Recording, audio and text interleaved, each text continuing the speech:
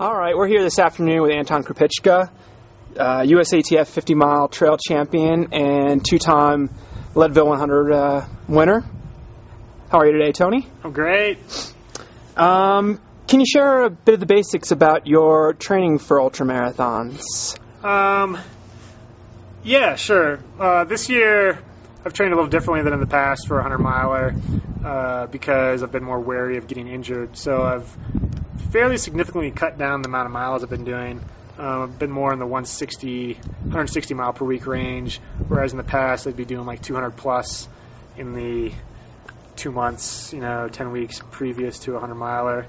And I've been focusing more on just vertical gain, really, so just like running up a mountain every day. And then obviously the long runs on the weekend, but no speed work, mostly because that's not why I run. I run more for, it's a lot more fun for me to go run up the mountain, so that's what I do. Do you do anything else to try to prevent injuries? Do you? I wouldn't say so, actually. In terms of like recovery or, no. Just listen to the body really closely and try not to get too obsessive and anal about, taking a couple miles shorter run here or there if your body's telling you need it and backing off at the right time. It's really important to like listen closely to what your body's telling you and then act accordingly as opposed to just wholeheadedly soldiering on. Have you learned anything else from your ultra running that might be applicable, such as listening to your body, that would be applicable to people training for and racing shorter distances? Yeah, I think consistency is sort of the one thing that applies across the running spectrum of race distances, and that the more injury-free you can remain, the more consistent you can be in your training on a day-to-day, week-to-week, month-to-month basis. You're just going to build a lot more strength over time, and it kind of has a snowballing effect where the more you're not injured, the more you stay not injured, and that like you keep getting stronger. You don't have to take this extended downtime.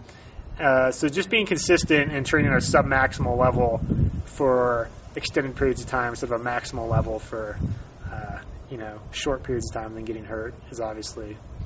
Yeah. What's your take on running shoes? You sort of have a different philosophy on those than many. Sure, yeah. I guess it seems lately it's become more of a pop culture thing, actually. Running in a more minimalist type of shoe. So basically, I prefer shoes that are as basic as possible. That is, like, not a whole lot of built-up cushioning or support.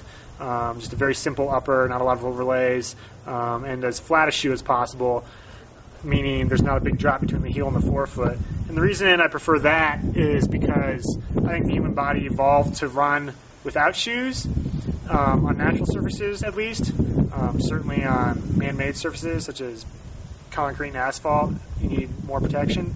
But I think the human body performs best and most efficiently, most effectively with the least hindrance from a shoe. So if you can, over a period of time, work up to, your feet are inherently weak as a result of wearing shoes your entire life. But if, for most people's are anyways, if you can have the patience to gradually work into wearing less of a shoe, it's going to be a beneficial thing for your running, I think. All right. Thank you very much, Anton, for sharing your time with us today.